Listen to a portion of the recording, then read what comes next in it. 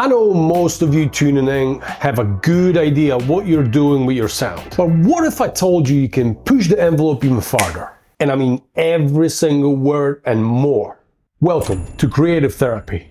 In the past few videos, you could observe me going over what Program Edit has to offer when designing your sound. There was a section of each screen I didn't particularly spend a lot of time on. That was deliberate. That is best explained using the real-life examples. You might have heard this simple beat I posted a few days ago. You're absolutely right. Nothing special. What is special though is the processing that MPC provides to make your recording or performance, well, don't hate, I know it's digital, more organic. There. I said it. I'll break each component of the beat and how modulation helped me achieve the results I wanted. First, I chose a very simple sample, but I wanted all those changes to be controlled by how I play the pads. I like the idea of low-pass filter envelope and LFO modifying the filter to be the factors affecting the sound. The filter itself was easy to set up. I just set the velocity modulation cutoff all the way up.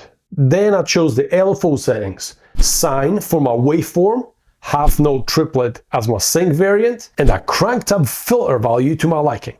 With each press you can hear the filter envelope responding differently, but also a very subtle LFO. Of course, I could have gone with this.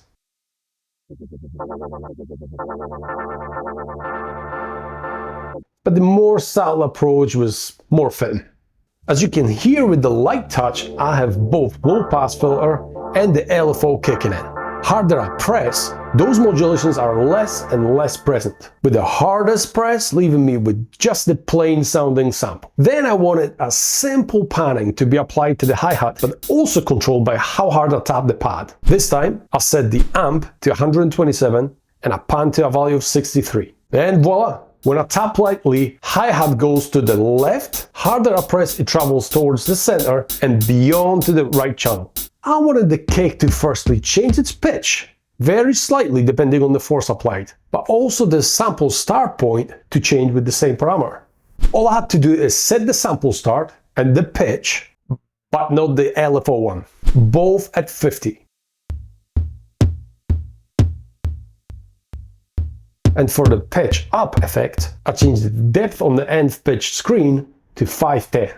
More on envelopes, etc. in my previous videos. Check them out. The big advantage of velocity modulation, in my opinion, is you can never tap with exactly the same force. At least I can't. So the modification occurs very randomly and therefore a little bit more organic to me. Of course, you could record the automation of each parameter, but I think applying a different force to the pad is a way cooler way of doing it. You wanna know how to spice it up even more? Tune in for the follow-up video. Thanks for watching. Don't forget to share, like, and subscribe.